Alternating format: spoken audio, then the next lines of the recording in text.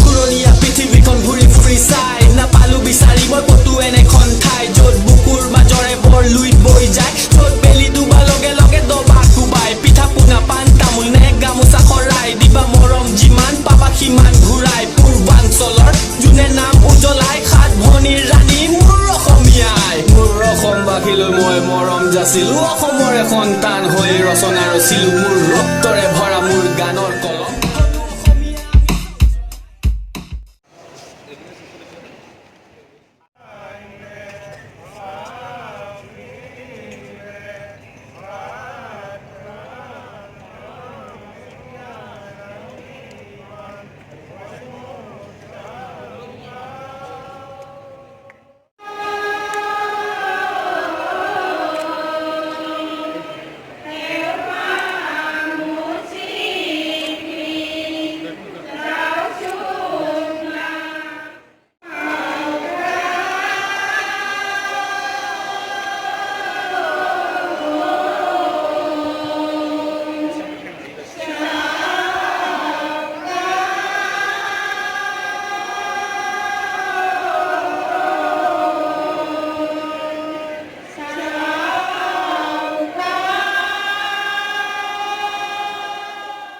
বৰ্ণিল মেধি, পাৰ্থপ্ৰতিম শৰ্মা আৰু দেৱানীত দত্ত।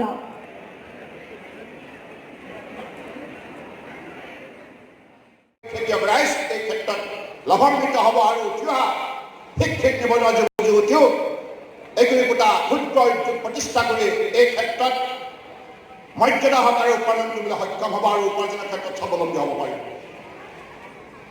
পৰম শ্ৰদ্ধা ৰাইজ, আপোনালোকে জানে এইখন গোলাঘাট জিলা ইয়াত অত বছৰে আপোনালোকে জানে যে ইয়াত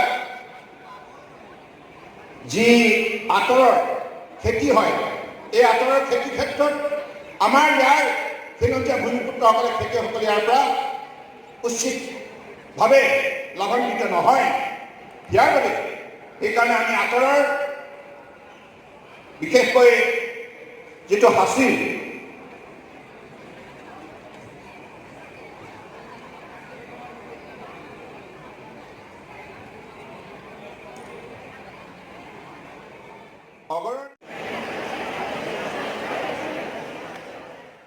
জৰিয়তে জিলিকি উঠে তাৰ বাবে সংকল্প ল'ব লাগিব আৰু এইখিনি শক্তি আমাৰ উপৰি পুৰুষে প্ৰদান কৰিছে। আজি এই সভাখনত মই আহোম ৰাজত্বৰ ৪২ গৰাকী স্বৰ্গদেউৰ প্ৰতি মই গভীৰ শ্ৰদ্ধাঞ্জলি জ্ঞাপন কৰিছোঁ। স্বৰ্গদেউ চাওলুং চুকাফাৰ আদৰ্শে